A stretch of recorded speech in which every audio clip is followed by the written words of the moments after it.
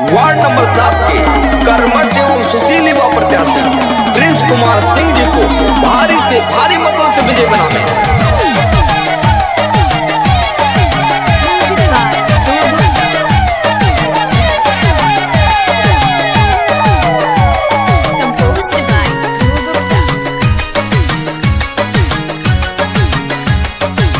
जिला पंचायत के आइल चुनाव हो, करना जात पात में भेदभाव हो,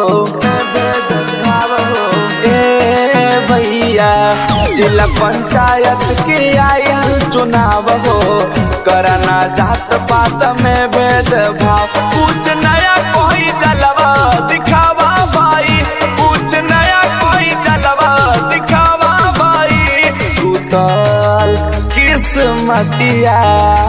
सुतल किस्मतिया जगावा भाई, प्रिंस कुमार सिंह के अब की जितावा भाई। सुतल किस्मतिया जगावा भाई, प्रिंस भैया के अब की जितावा भाई।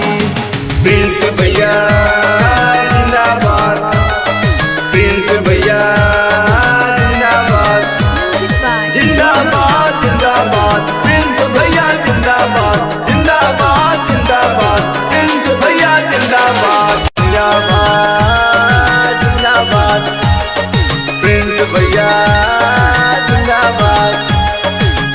अइले गइले केतना इनका से पहिले, करी है जवान अभी केहू नहीं कैले। हाँ